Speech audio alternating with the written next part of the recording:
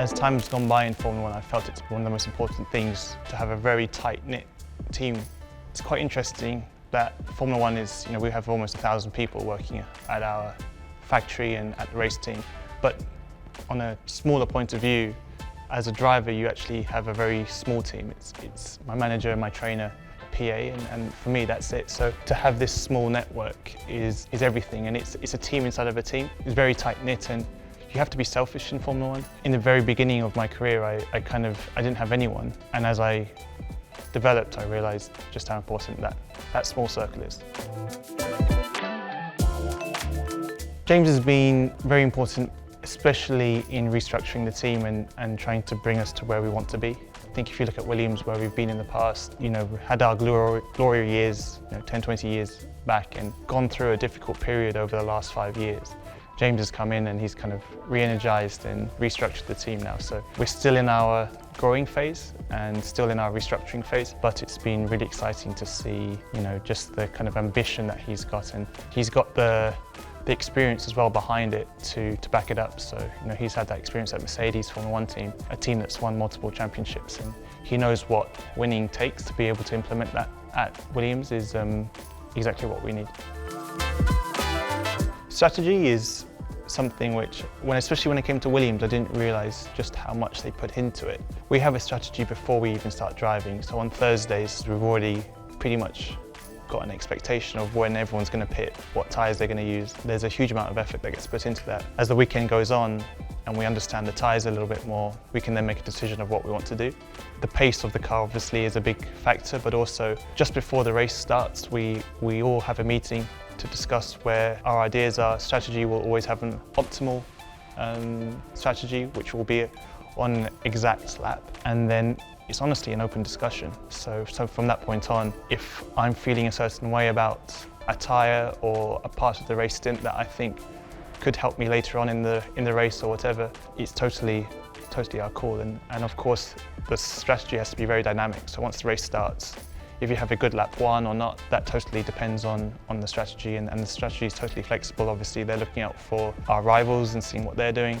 It's a very important communication. So during the race, we're talking all the time about how the tyres are doing, how my pace is, do I think I've got a little bit more pace left or not. We use coded words to make sure our rivals aren't able to understand what we're saying. It all comes down to one, and it's a proper team effort. We could definitely not be without a pit crew, but the guys, they are in the factory practicing non-stop and very efficient in what they do. It's a proper team effort, and these guys, they travel around the world with us, and in some ways I would say their job is harder than us. They work 9 to 10 p.m. sometimes. They're exhausted, especially at the start of the season when there's a lot of changes to be made to the car and a lot of experiments going on. They arrive on Sunday and everyone's tired, but they still deliver pit stops that are millimetre perfect. So yes, it's a tough job, and we get injuries along the way. We have to rotate mechanics during the pit stops as well, so the strategy around kind of subbing mechanics in and out is also very important. Have you ever had a go at any of the pit stop bits?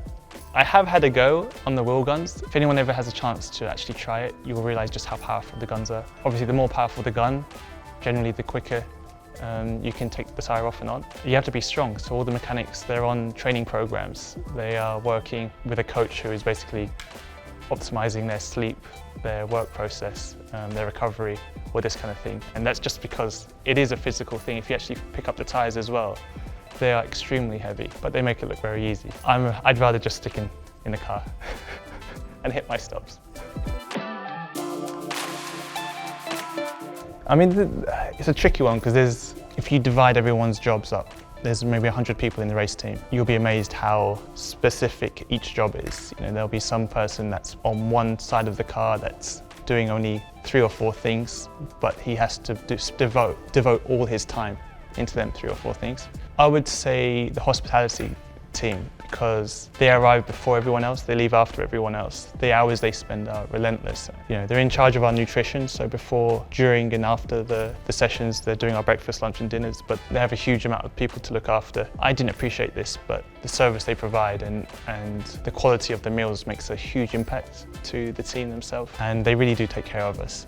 They're always running around for us and giving the team snacks, even during, for example, the race itself, nutritionally making sure the mechanics are well fed and hydrated and all this kind of thing to make sure that when the pit stops do happen, they're performing at their best. Little things, but makes a huge difference.